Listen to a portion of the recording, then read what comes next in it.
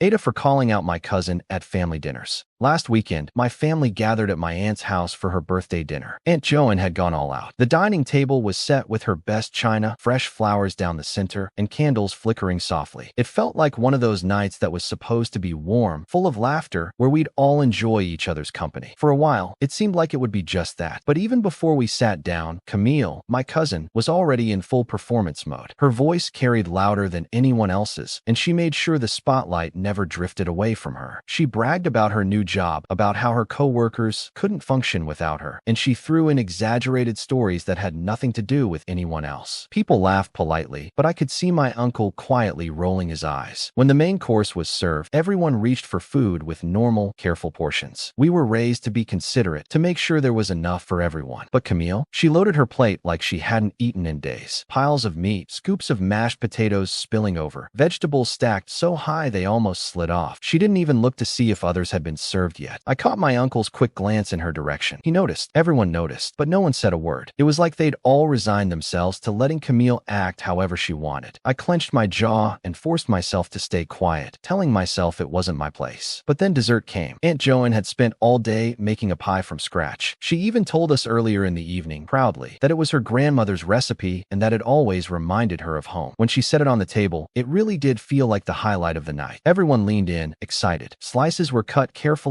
and handed out, just enough so every person could enjoy a fair piece. I had barely placed my fork on the edge of my plate when Camille's hand shot across the table. She didn't even hesitate. She grabbed the knife, sliced off another piece, this one easily double the size of anyone else's slice, and plopped it onto her plate with a satisfied smirk. That was it. Something in me snapped. I said, calmly but sharply, "Camille, do you ever think about anyone else before you grab for more?" The room went still. She froze mid-bite, fork hovering in the air. For a moment, she laughed, as if I had made some harmless joke. But when she looked at me and realized I wasn't smiling, her expression shifted. Her laugh died in her throat. She set her fork down and shot back, "At least I don't act like a bitter critic every time the family eats together." That was her defense. Not an apology, not even acknowledgement, just deflection and venom. And that's when I lost my patience. I leaned forward and told her, "You always make these dinners about you. You drain the joy out of them." The silence that followed was heavy. You could almost hear everyone's breathing. Camille's face hardened, her smile collapsing into something sharp and cold. She whispered, "Wow," pushed her chair back so hard it screeched against the floor, and stormed off. The slam of the guest room door rattled the walls. The table was left in a cloud of awkward tension. My Aunt Joanne's face twisted into something between disappointment and anger. My mom, Martha, reached under the table and gave my leg a small kick, the kind she used to give me as a child when I was about to say something inappropriate. She leaned in and hissed, "Why couldn't you just stay quiet? You ruined the night." But I wasn't done. I couldn't just swallow it. "She ruins every night," I muttered back, loud enough for others to hear. That started it. My cousin Derek chimed in, shaking his head. "You didn't have to embarrass her like that. She's family." I snapped back. "Family doesn't mean she gets to walk all over everyone." Then my Aunt Joanne slammed her fork down. "This was supposed to be a celebration. My birthday. And now it's turned into a spectacle. You couldn't have let it go for one night." I felt my chest tighten. "Joanne, with respect, we've all been letting it go for years. She takes and takes, and no one ever calls her out." I finally did. Joanne's voice cracked. "She's my daughter. Do you think I don't know her flaws? Do you think I haven't tried? But